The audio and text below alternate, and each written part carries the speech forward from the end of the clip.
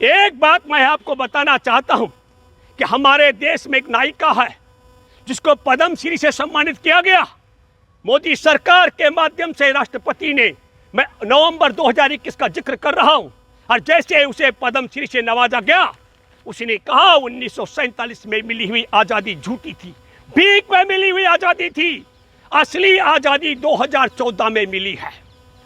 उस समय हमें लगा कि ये नायिका हमारे देश में पद्म श्री का पुरस्कार हासिल करने के बाद भाजपा के लिए मक्खन लगाने के लिए हमारे देश की आजादी की जंग में शहादत देने वाले शहीद आजम भगत सिंह, अशफाक उल्लाह खां और इन तमाम देश के क्रांतिकारियों का अपमान कर रही है।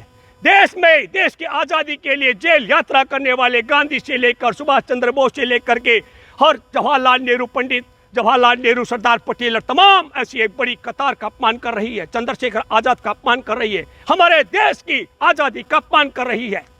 लेकिन आज मैं मानता हूं कि सच में 2014 में इस देश में आजादी मिली संघ परिवार को, और वह आजादी की शुरुआत जब मैंने बहुत विश्लेषण करने की बात की, आजादी के 66 वर्ष बाद बने भूमि अधिग्रहण कानून को लागू करने की बात करने वाले गोपीनाथ मुंडे की हत्या करवाई नरेंद्र मोदी की सरकार ने।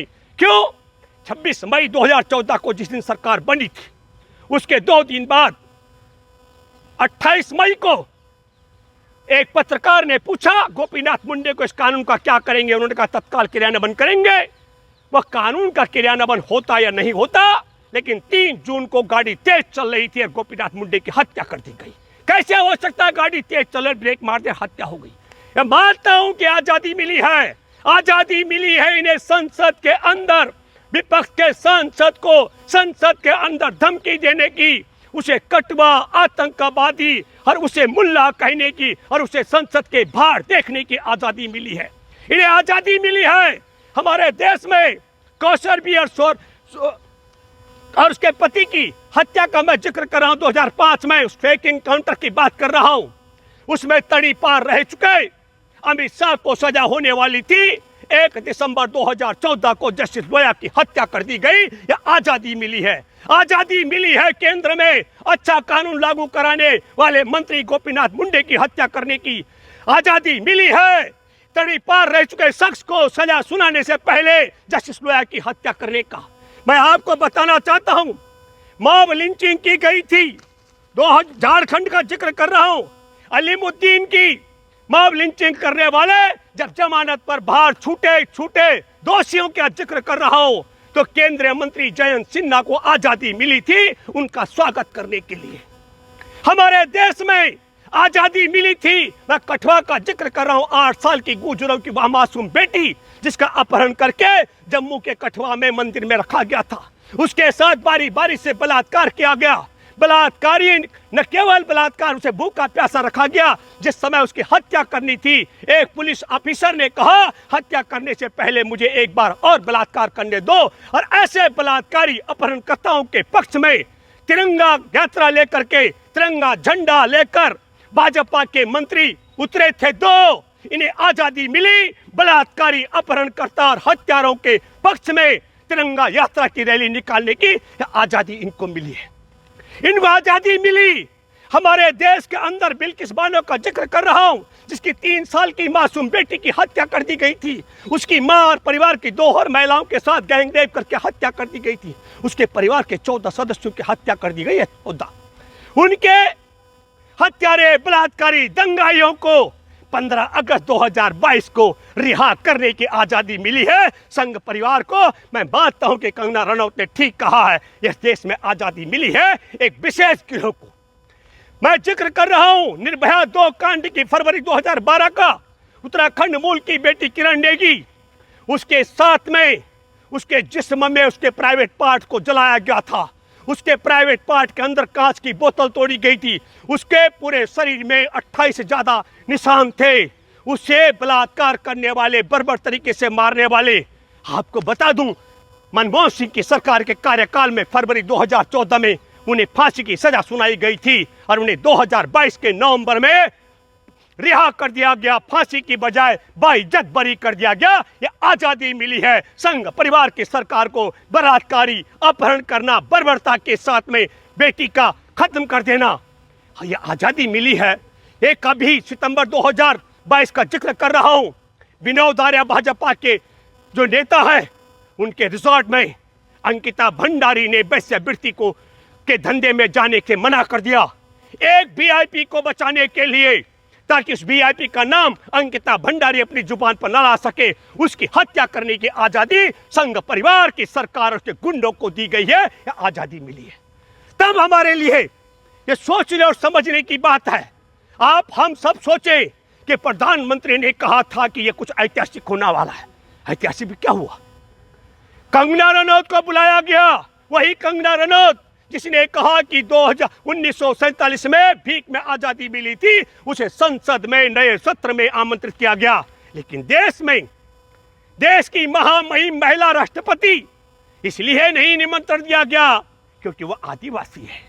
यह स्वतंत्रता मिली है, यह आजादी मिली है संघ परिवार को, कि संघ परिवार के लोग चाहे तो देश में महामहिम राष्ट्रपति का भी अपमान कर सकते हैं। इसलिए मैं आपको माध्यम से कहना चाहता हूं, कई लोग कह रहे हैं कि रमेश भिदुड़ी ये तो ओबीसी का मामला है संघ के परिवार ने, लेकिन इस क्रोनोलॉजी को आप समझिए।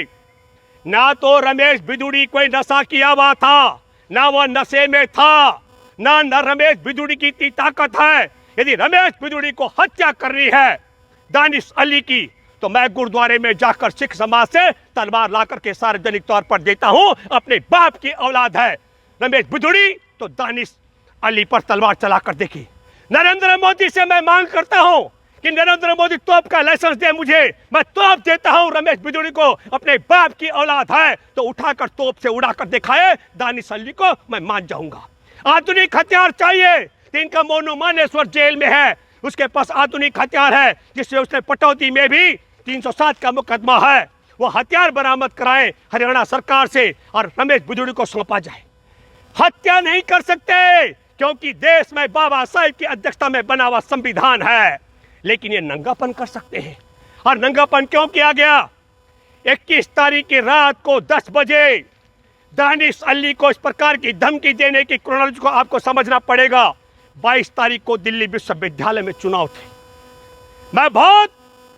मैं आपके साथ बात तो कर रहा हूं मेरे प्यारे देशवासियों, पर मुझे बहुत बड़ा झटका लगा, बहुत बड़ा आघात लगा। मैंने ये जरूर मानता हूं, प्रामाणिक तौर पर कहता हूं, जब देश में इज्जतदार लोग, देश में बाबा साहेब की अध्यक्षता में बने संविधान का सम्मान करने वाले, माँ बहन बेटियों का सम्मान करने वाले, दलित आदिवासी महिला किसान मजदूरों का सम्मान करने वाले एक तरफ हो और दूसरी तरफ संघ परिवार जैसे नंगे हो जो कुछ भी कर सकते हो, जब नंगों का इज्जतदार वालों का झगड़ा होता है तो वहां यह नंगापन है।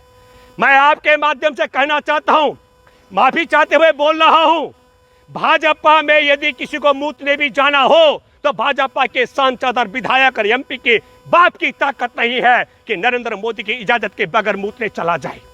इसलिए मैं कहना चाहता हूं, इतनी बड़ी धमकी एक पूरे समाज को, पूरे दुनिया में हमारे संविधान को, नए संसद भवन को, हमारे देश के लोकतांत्रिक व्यवस्था को, देश की सबसे बड़ी पंचायत घर में इस प्रकार का तांडव जिसने कर दिया हो, और नरेंद्र मोदी ने अभी तक मुंह नहीं खोला। भाजपा की तरफ से कहा जा रहा है कि भाजपा ने कारण बताओ नोटिस जारी कर दिया। मैं आपके माध्यम से कहना चाहता हूं, कोई कारण बताओ नोटिस की जरूरत तब पड़ती है जब मामले की जानकारी न हो। पहला कारण बड़ा साफ है कि रमेश भिदुड़ी आरएसएस का कार्यकर्ता है। दूसरा कारण बड़ा साफ है कि वह भाजपा का नेता है। तीसरा कारण बड़ा साफ है, वह भाजपा का सांसद है। और चौथा बड़ा कारण है कि देश में तड़ी पार रह चुका गृह मंत्री और गुजरात दंगों में बार बार नाम उछलने वाले नरेंद्र मोदी। अभी तो एक और बात आई है कि गुजरात में गोधरा कांड का जो नरसंहार जिंदा जलाए गए कार सेवक, उसमें भी मोदी सरकार का हाथ था। तो गोधरा कांड कराने वाले, जो पहले गुजरात में दंगा कराने वाले, ये जो शख्स है, इनको आजादी मिली है, इनकी इजाजत के बगैर ना तो नरेंद्र मोदी मुंह खोल रहा है, ना तड़ीपार रह चुका गृह मंत्री मुंह खोल रहा है, ना लोकसभा अध्यक्ष ने मुंह खोला है। बहुत साफ है कि रमेश बिधूड़ी हिंदू है। रमेश बिधूड़ी दिल्ली का सांसद, दिल्ली से सांसद है, भाजपा का कार्यकर्ता है, संघ का कार्यकर्ता है। इन्हें तो आजादी मिली है चुनाव जीतने के लिए, पुलवामा में 40 जवानों की हत्या करवाने की।